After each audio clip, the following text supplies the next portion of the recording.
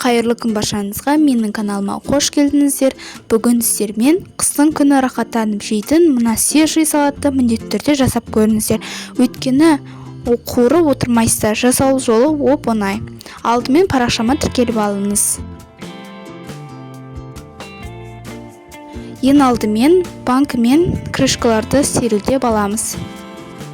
Банка мен крышкаларды булап алғаннан кейін көкөністерді жақсылап жуып тазартып аламыз. Помидордың қабығын бірден ашып тастаған дұрыс, және де бөліктерге бөлеміз. Қабығы ашылған помидорды бөліктерге бөліп, осылай орташа көлемде турап аламыз.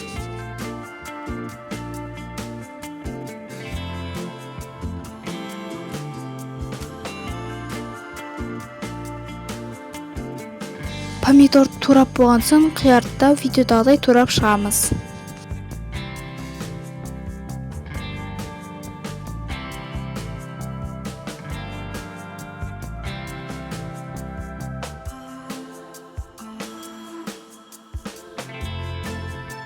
Болгар бұрышында осы видеодағыдай ұзыншалап турап шығамыз.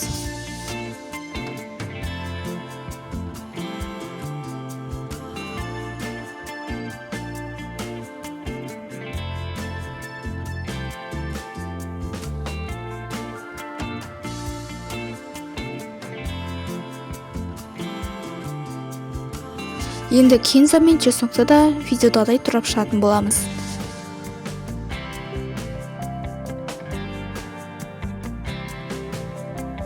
Помидор, қияр, болгар бұрышы, кинза, чеснокты салып, үстіне біраз қасық толтырып тұз, және де қара бұрыш, аспирин осындай 4 штугын ұнтақтап саламыз да барлығын жақсылап араластырамыз.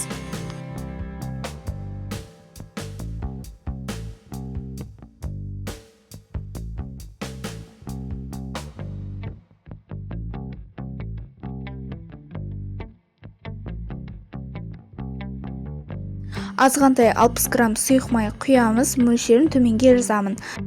Менде кішкене тұзы аз болып қалды, мен сол үшін жарты ас қасықтай тұз салдым.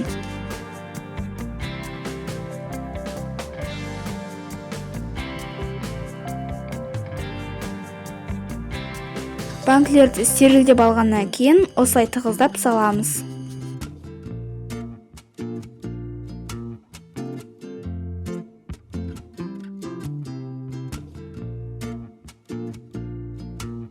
Түбіндегі суын, соғын осылай құйып шығасыздар.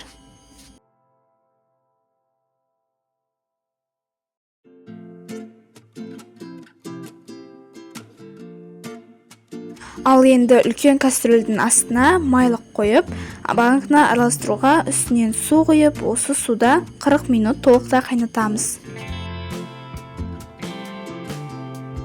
40 минуттан кейін алып, қақпағын жауып қоямыз. Көріп тұрғандарындай оп-оңай бәрін араластырып, қайнатып жаба саламыз. Жасап көріңіздер. Егер де видео ұнаса, арнама тіркеліп, лайк басып, комментарий қалдыруды ұмытпаңыздар. Қазақша каналдың дамуына үлес қосыңыздар. Сау болыңыздар.